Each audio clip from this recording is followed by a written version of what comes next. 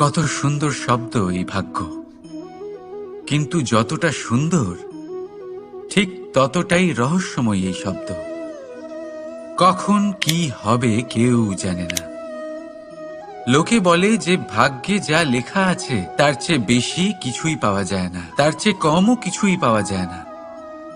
নিয়তির যা রচনা তা কখনো মোছা যায় না।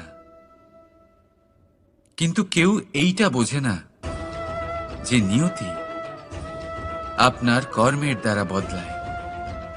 যদি আপনি শুভ চিন্তা করেন, শুভ কর্ম করেন, তাহলে নিয়তি আপনার সাথে খারাপ কিছু হতেই দেবে না।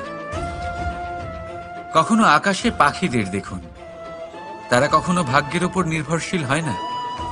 যতই ঝড় আসুক, যতই তীব্র হাওয়া দিক, ঘুরতে থাকে, একটা জিনিস জড়ো করে নিজের সৌভাগ্য, নিজের বাসা নিজেই তৈরি করে। নিজের সন্তানের জন্ম দেয়, তাকে লালন পালন করে, নিজেই তাকে উড়তে শেখায়, কখনোই ভাগ্যের উপরে নির্ভরশীল হয় না সে। এই বিষয়টা আমাদেরও শিখতে হবে। তাই মনে রাখবেন, আপনার ভাগ্য নিয়তির লিখন নয়। আপনার ভাগ্য তাই যেটা আপনি দিনের পর দিন আপনি নিজেই লেখেন। কিছু নিজে পরিশ্রম করে, কিছু নিজের ভাবনার জোরে। রাধা রাধা। মানুষের স্বভাব হলো যে সে সবসময় নিজে বলতে চায়, কারুর কথা শুনতে চায় না। কিন্তু তার এই স্বভাব তাকে এক বিশাল বড় জ্ঞানের থেকে দূরে সরিয়ে রাখে, সামনের মানুষের ব্যক্তিত্বের জ্ঞানের থেকে দূরে। তাই যদি আপনি কাউকে চিনতে চান, কাউকে বুঝতে চান, তাকে থামাবেন না, শুধু বলতে দিন। কারণ একজন ব্যক্তির ব্যক্তিত্ব লুকিয়ে থাকে তার কথার মধ্যে, আর তার আসল পরিচয় লুকিয়ে থাকে তার শব্দের পেছনে। বলতে দিন, আস্তে আস্তে আপনি সব বুঝতে পারবেন। এটাই তফাৎ হলো একজন সাধারণ মানব আর একজন মহামানবের মধ্যে। এক যে কাউকে বলতে দেয় না, আর এক যে সবার কথা শুনে। তাহলে সিদ্ধান্ত আপনার, আপনি কি সাধারণ হতে চান না অসাধারণ? কারণ এই ভবিষ্যৎ আপনার। রাধা রাধা। ভাগ্য আর কর্ম, এই দুই এমন শব্দ যাকে ঘিরে সমগ্র সংসার। কেউ বলে আমার ভাগ্যে এটা ছিল না, যা পেলে আমার জীবন অন্যরকম হতো। কেউ বলে আমার গত জন্মের কর্ম নিশ্চয়ই এমন ছিল, যে কারণে এই জন্মে এরকম ভাগ্য পেয়েছি আমি। এই সব বাদ দিন আর একবার শান্ত চিত্তে ভাবুন। আপনি বুঝতে পারবেন যে ভাগ্য আর কর্ম এই দুই এই জন্মের। তফাৎ শুধুমাত্র এটাই যে যদি ভাগ্যের কথা বলা হয়, তাহলে আপনি এই ভাগ্যের থেকে যত বেশি আশা করবেন তত বেশি নিরাশ হবেন আপনি। কারণ এই আশা আপনাকে কর্ম করা থেকে আটকায়। যদি কথা বলা হয় কর্মের, তাহলে নিজের কর্মের প্রতি যত বিশ্বাস রাখবেন তত বেশি সফলতা আপনার কাছে আসবে। তাই একটা কথা মনে রাখবেন, ভাগ্য আপনার কর্ম নির্ধারণ করে না, কিন্তু আপনার কর্ম আপনার ভাগ্যকে অবশ্যই নির্ধারণ করে। রাধা রাধা। এই সংসারে আলোর উৎস কি? সূর্য। এই সংসারে মিষ্টি জলের উৎস কি? নদী। এই সংসারে উচ্চতার প্রতীক কি হয়? হিমালয় পর্বত। আমরাও জীবনে এরকমই হতে চাই, সূর্যের মতো তেজস্বী হতে চাই, নদীর মতো পূজনীয় হতে চাই, হিমালয় পর্বতের মতো উচ্চতা লাভ করতে চাই। সব ঠিক আছে, কিন্তু তার জন্য আমরা কাজ কি করি? যদি এরকম আমরা হতে চাই, তাহলে সবার আগে সূর্যের মতো নিজেকে উজ্জ্বল করুন। সূর্যের সব থেকে বেশি আলো নিজের অন্তরে থাকে। নদীর মতো নিজের পথ নিজেই তৈরি করুন। পাথরের সাথে ধাক্কা খাওয়ার পরেও থেমে না যাওয়া শিখুন। হিমালয় পর্বতের মতো উচ্চতা লাভ করতে হলে সেটার মতো অটল থাকতে শিখুন। একটা কথা অবশ্যই মনে রাখবেন, নিজেকে জ্বালাবেন, তবেই সংসারকে আলোকিত করতে পারবেন। রাধা রাধা। প্রতীক্ষা, প্রয়াস, এই দুই জীবনের অভিন্ন অঙ্গ। দেখতে গেলে আমরা জীবনে কারোর না কারোর প্রতীক্ষা অবশ্যই করি। সে কোনো ব্যক্তি হোক বা সময় হোক বা কোনো ভাবনা, সবকিছুই হতে পারে। আর দেখতে গেলে সব সময় কেউ না কেউ কিছু প্রয়াসও করে চলেছে। যেমন সাফল্য আসার প্রতীক্ষা, বিফলতা যাতে না আসে তার জন্য প্রয়াস, সুখ আসার প্রতীক্ষা, দুঃখ যাতে না আসে তার জন্য প্রয়াস। এবার প্রতীক্ষা আর প্রয়াসের মধ্যে এক ঘনিষ্ঠ সম্পর্ক রয়েছে, আর তা হল যিনি প্রতীক্ষা করেন তিনি ঠিক তাই পান যা একজন প্রয়াস করা ব্যক্তি পেছনে ফেলে আসে। তাই প্রতীক্ষা নয়, প্রয়াস করুন। এই প্রয়াসের মধ্যেই সুখের চাবিকাঠি রয়েছে। রাধা রাধা। মানুষ কর্ম করেন। আমি বারংবার বলি যে ফলের আশা করবেন না। তাও মানুষ কোথাও না কোথাও নিজের কর্মের বদলে কোনো না কোনো ফলের আশা অবশ্যই রাখেন। কখনো তিনি সফল হন, কখনো অসফল। সেই জন্যই আমি বলি যে ফলের আশা কখনো রাখবেন না, কারণ সাফল্য বা অসফলতা মনের মধ্যে রাখলে কখনো কোনো লাভ হয় না। যদি সাফল্য মনের মধ্যে রাখেন তাহলে অহংকার জন্ম নেবে। যদি অসফলতা মনের মধ্যে রাখেন তাহলে এক হীনমন্যতায় আপনি ভুগবেন, যা দিয়ে কোনো শুভকর্ম হবে না। সেই জন্য শুধুই কর্ম করে যান, কর্মেই মগ্ন থাকুন। আর আসুন আমার সাথে ভালোবেসে বলুন, রাধা রাধা। বন্ধু আর শত্রু, প্রত্যেকের জীবনের একটা বড় অংশ এর উপরে নির্ভরশীল হয়ে থাকে। আপনার জীবনের সফলতা আর অসফলতাও এর উপরে নির্ভরশীল। কিন্তু এই বন্ধু এবং শত্রুদের খুঁজে পাওয়ার জন্য আপনাদের বাইরে যাওয়ার প্রয়োজন নেই, কারণ এরা স্বয়ং আপনার ভেতরেই আছে। আপনি যদি বিনম্র থাকেন, যদি আপনি নিরন্তর প্রয়াস করতে পারেন, তাহলে আপনার কোনো বন্ধুর প্রয়োজন নেই। যদি আপনার মধ্যে অহংকার থাকে, যদি প্রতি কথায় আপনার মধ্যে ক্রোধ উৎপন্ন হয়, তাহলে আপনার শত্রুর কোনো প্রয়োজনই নেই। নিজের অন্তরের এই বন্ধু ও শত্রুকে চিনুন, আর আমার সাথে ভালোবেসে বলুন, রাধা রাধা। একে চিনতে পারলেন? একে কুঠার বলা হয়। আপনারা জীবনে কোথাও না কোথাও কোনো না কোনো রূপে এটা দেখেই থাকবেন। একটা ব্যাপার নিশ্চিত, এই কুঠার ছাড়া কোনো বৃক্ষকে কাটতে পারা সরল নয়। এবার আপনি কখনো এটা ভেবেছেন, এই কুঠার, এর এই অংশ, এর মুখটাই যদি না থাকে তাহলে কি হবে? এ শুধুমাত্র কোনো বৃক্ষই নয়, তার কোনো ডালও কাটতে সক্ষম হবে না। এবারে ভাবুন, এই শুকনো কাঠের হাতল এ আমরা কোত্থেকে পেলাম? কোনো এক বৃক্ষ থেকেই। সেই ডাল যাকে কেটে ফেলা হয়েছিল এক বৃক্ষকে কাটার জন্য, এই ডালই শস্ত্ররূপে প্রস্তুত। আমাদের জীবনে আমাদের প্রিয়জন, আমাদের আপনজন যখন সময় কখনো কখনো তাদের সঙ্গ না দেয়, যদি তারা দৈন্য দশায় থাকেন, তাহলে তাদের সঙ্গ কখনো ছাড়বেন না। ওনাদের প্রয়োজন শুধুমাত্র মনোবল, তা তাদের দিন।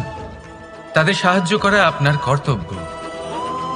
হয়তো তাদের সাথে থেকে আপনার কোনো লাভ হবে না, কিন্তু তাদের দূরে থাকাতে আপনার ক্ষতি অবশ্যই হতে পারে। সর্বদা সাহায্য করুন। সঠিক সময় আসলে তা আপনার সহায়ক অবশ্যই হবে। রাধা রাধা। আমাদের মধ্যে বেশিরভাগ মানুষেরই এই অভিযোগ থাকে যে মানুষ তখনই আমাদের স্মরণ করেন যখন সেই সময় আসে যখন আমাদেরকে প্রয়োজন হয়, যখন কোনো কাজ থাকে।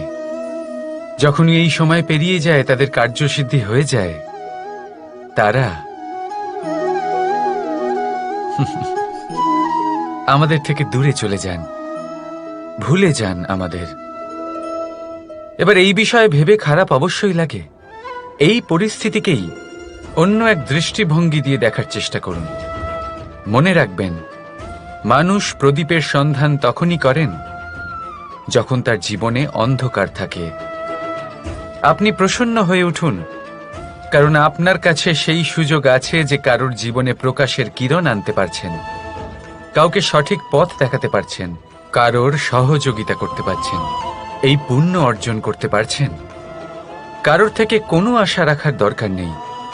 যার আপনাকে যতটা প্রয়োজন তাকে ততটাই সাহায্য করুন, ততটাই সবাইকে প্রেম বিতরণ করুন।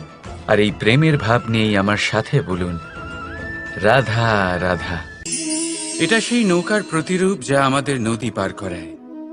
এবার বিষয়টা একটু ভেবে দেখুন।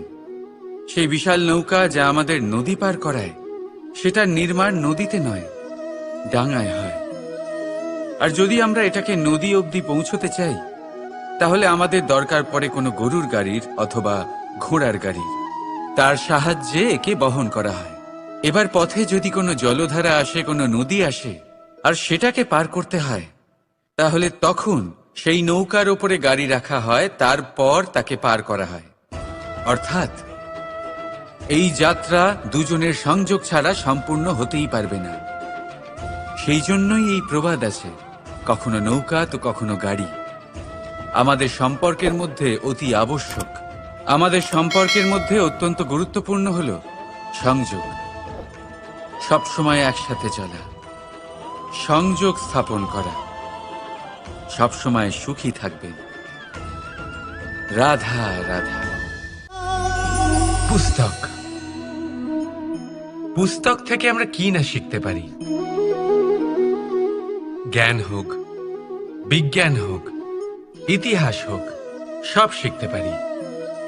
কথায় আছে, একটা ভালো পুস্তক, একটা ভালো গ্রন্থ পাওয়া তা 100 ভালো বন্ধু পাওয়ার সমান। কিন্তু যদি একটা ভালো বন্ধু পাওয়া যায়, তাহলে তা গোটা গ্রন্থাগারের সমতুল্য। সে আপনাকে কর্মের বিষয়ে জ্ঞান দেয়, সাফল্যের রসায়ন শিক্ষা দেয়। সে আপনাকে ইতিহাসে অমর করে রাখবে। শুধু তাই নয়, সে আপনাকে শুধু পথই দেখাবে না, সেই পথে আপনার সাথে সঙ্গী হয়ে চলবে সে। সেই জন্য জীবনে যদি কোনো ভালো বন্ধুকে পাশে পান, তাহলে তাকে আপন করে রাখবেন, তাকে সামলে রাখবেন। জীবন সহজ হয়ে যাবে। রাধা রাধা। বর্ষা ঋতু শুরু হলেই পাখিদের মধ্যে চাঞ্চল্য বেড়ে যায়। আর সেটা হবে নাই বা কেন? বাসা ভেঙে যায়, বৃক্ষ ভেঙে পড়ে। প্রত্যেক পাখি তার থাকার জন্য একটা নতুন জায়গার, একটা ছায়ার, একটা ছাদের খোঁজে থাকে। শুধু একটা পাখি এসব কিছুই করে না। না তো তার এসব সমস্যা নিয়ে কোনো চিন্তা থাকে, না কোনো দরকার পড়ে। আর সেই পাখি হলো বাজ। সেই সব সমস্ত ছোটখাটো সমস্যার থেকে অনেক দূরে ওপরে উড়ে বেড়ায়, মেঘের থেকেও অনেক উঁচুতে। তাই এই সব ছোটখাটো সমস্যা যা আপনার জীবনে এসে থাকে, এই সব নিজের চারপাশকে ঘিরতে দেবেন না। নিজের চিন্তা ভাবনাকে অনেক উঁচুতে রাখুন। আপনার সমস্ত সমস্যা নিজে থেকেই নিচে চলে আসবে। রাধা রাধা। কোনো ব্যক্তির ব্যক্তিত্ব কিভাবে তৈরি হয়? আপনার কি মনে হয় যে ব্যক্তি জন্ম থেকে তার স্বভাব নিয়ে জন্মায়? নাকি আপনার মনে হয় যে এই প্রকৃতি ব্যক্তির জন্য তার নিয়তি রচনা করে? না, এরকম একেবারেই হয় না। আমি আপনাকে বোঝাচ্ছি। যখনই বৃষ্টি পড়ে, কোনো বিন্দুর দিকে দেখবেন। এবার এই বিন্দু যেখানে পড়ছে তার উপরে নির্ভর করছে তারপর কি হবে। যদি এই বিন্দু পড়ে কোনো ক্ষেতের ওপরে, তাহলে কোনো নতুন ফসলের জন্ম দেবে। যদি সে গরম কড়াইতে পড়ে, তাহলে বাষ্পীত হবে। যদি সে কোনো সাপের মুখের ভেতরে পড়ে, তাহলে বিষ তৈরি হবে। ঝিনুকের ভেতরে পড়লে মুক্তো তৈরি হবে। যদি কোনো পাতার ওপরে পড়ে তাহলে শিশির তৈরি হবে। একই বিন্দু, কিন্তু তার সঙ্গত তার ভবিষ্যৎ এবং ব্যক্তিত্ব নির্ধারণ করবে। এবার এটা তো শুধুমাত্র এক বিন্দু, তার কাজ হলো শুধুমাত্র পড়া। কোথায় সেটা সেও নির্ধারণ করতে পারে না। কিন্তু আপনি হলেন মানুষ। আপনি বাছাই করতে পারবেন যে আপনার সঙ্গী কারা হবে, কাদের সাথে আপনি মেলামেশা করে বড় হবেন। তাই তা ভালোভাবে করুন, কারণ এই নির্বাচন আপনার হাতে, কারণ এই জীবন আপনার, ভবিষ্যৎ আপনার। এবার আপনি মহান হতে চান কি না তার নির্ণয় আপনাকেই করতে হবে। আসুন আমার সাথে ভালোবেসে বলুন, রাধা রাধা। সূর্যের তাপ এতটাই প্রখর হয়, তা সমস্ত বনস্পতিকে শুষ্ক করে দেয়। পুকুর হোক, নদী হোক, সরোবর হোক, সমস্ত শুষ্ক হয়ে যায়। কিন্তু আপনি কখনো শুনেছেন সূর্যের তাপে সমুদ্র শুকিয়ে গেছে? এমন কখনোই হয় না। আর এর পেছনেই লুকিয়ে রয়েছে এক অমূল্য জীবনের শিক্ষা। সমুদ্রের মতো নিজেকে ধৈর্যশীল করে তুললে, নিজেকে সংযমী করে তুললে, সূর্যের তাপ আপনার কোনো ক্ষতি করতে পারবে না। আপনার অন্তর থেকে সেই তাপ বাষ্পায়িত হয়ে মেঘ তৈরি হয়ে সূর্যকে ঢেকে দেবে, আর তারপর হবে শুধু সাফল্যের বৃষ্টি। তাহলে আসুন আর আমার সাথে ধৈর্যের সাথে বলুন, রাধা রাধা। মানুষ অসুস্থ কেন হন? শারীরিক দুর্বলতার কারণে? না, মানুষ অসুস্থ হন তার মানসিকতার কারণে, তার বিবেকের কারণে, তার কর্মের কারণে, তার ক্রোধের কারণে। আর যখন কেউ সুস্থ হন, ঠিক হয়ে যান, তার মানে এটা নয় যে শুধু ওষুধের জন্য তিনি সুস্থ হয়েছেন।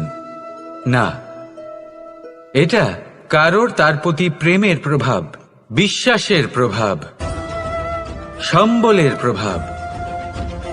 শুধুমাত্র ওষুধ দিয়ে কিছুই হয় না।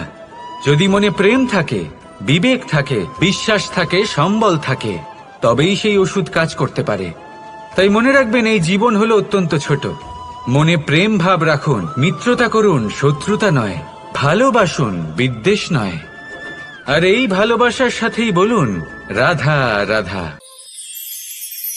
মানুষ জীবনে সব সময় চিন্তা করে, ভাবতে থাকে যে তার জীবনে কতই না সমস্যা। তারপরে নিজের আশেপাশে দেখে আর ভাবে যে সবাই কত প্রসন্ন, শুধু আমার জীবনেই সমস্যা আছে। কিন্তু বিষয়টা তা নয়। শুধু প্রত্যেক ব্যক্তিরই নয়, প্রত্যেক প্রাণীরও জীবনে সমস্যা আছে।